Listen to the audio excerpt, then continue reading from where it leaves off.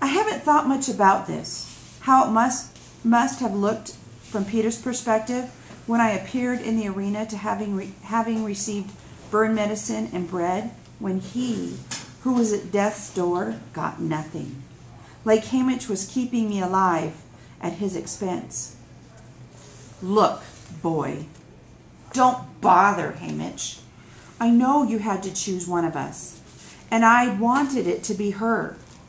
But this is something different. People are dead out there. More will follow unless we're very good. We all know I'm better than Katniss in front of cameras. No one needs to coach me on what to say, but I have to know what I'm walking into, says Peeta. From now on, you'll be fully informed, Hamish promises. I better be, says Peeta. He doesn't even bother to look at me before he leaves. The dust he disrupted billows and looks for new places to land. My hair, my eyes, my shiny gold pin. Did you choose me? Hamish, I ask. Yeah, he says. Why? You like him better, I say. That's true, but remember, until they change the rules, I could only hope to get one of you out of there alive. I thought that since he was determined to protect you, well, between the three of us, we might be able to bring you home.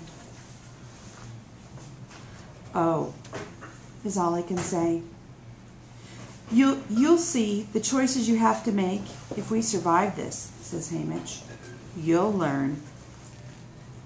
Well, I learned one thing today. This place is not a larger version of District 12. Our fence is unguarded and rarely charged. Our peacekeepers are unwelcome, but less brutal. Our hardships evoke more fatigue than fury. Here in District 12, they suffer more acutely and feel more desperation. President Snow was right. A spark could be enough to set them ablaze. Everything is happening too fast for me to process it.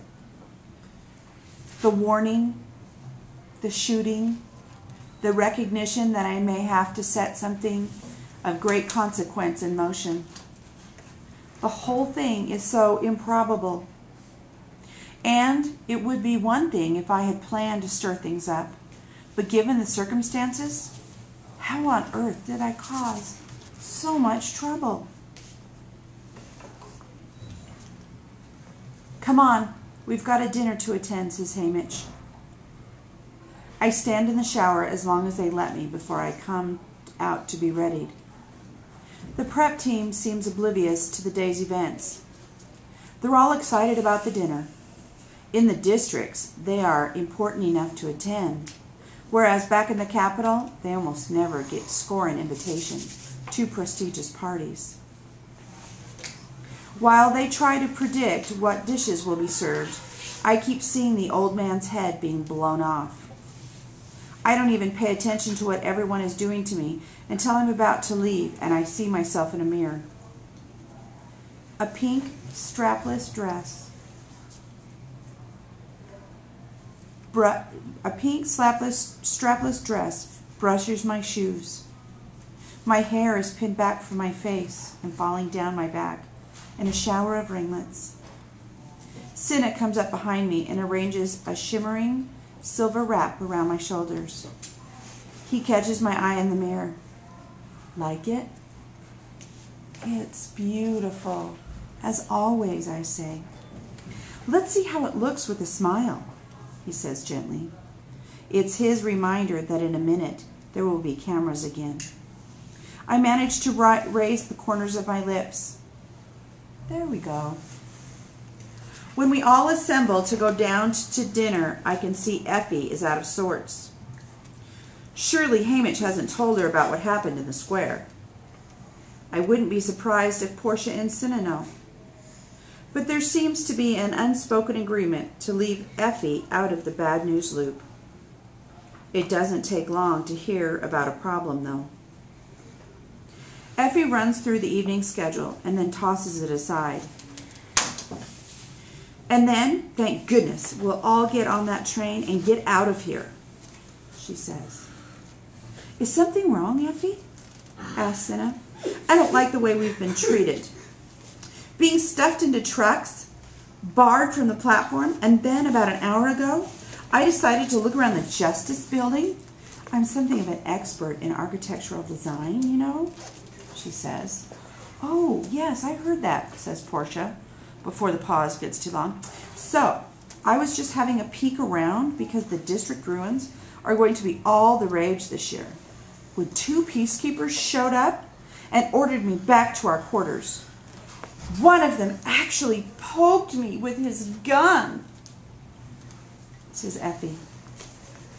I can't help thinking this is the direct result of Hamish, Peta, and me disappearing earlier in the day. It's a little reassuring, actually, to think that Hamish might have been right. That no one would have been monitoring the dusty dome where we talked. Although, I bet they are now. Effie looks so distressed that I spontaneously give her a hug. That's awful, Effie. Maybe we shouldn't go to dinner at all, at least until they apologize. I know she'd never agree to this, but she brightens considerably at the suggestion, at the validation of her complaint. No, I'll manage. It's part of my job to weather the ups and downs. And we can't let you 2 miss your dinner, she says. But thank you for the offer, Katniss. Effie arranges us in formation for our entrance. First the prep team, then her, the stylist, Hamish. Peta and I, of course, bring up the rear. Somewhere below, the musicians begin to play. As the first wave of our little procession begins to step down the steps, Peta and I join hands. Hamish says I was wrong to yell at you. You were only operating under his instructions, says Peta. And it isn't as if I haven't kept things from you in the past. I remember the shock of hearing Peta confess his love for me in front of all of Panem. Hamish had to know about that and not told me. I think I broke a few things myself after that interview. Just an urn, he says. And your hands. There's no point to it anymore, though, is there? Not being straight with each other, I say. No point, says Peta. We stand at the top of the stairs, giving Hamish a 15-step lead, as Effie directed. Was that really the only time you kissed Gale? I'm so startled I answer yes. With all that's happened today, has that question actually been preying on him? That's 15. Let's do it, he says. A light hits us. I put on the most dazzling smile I can.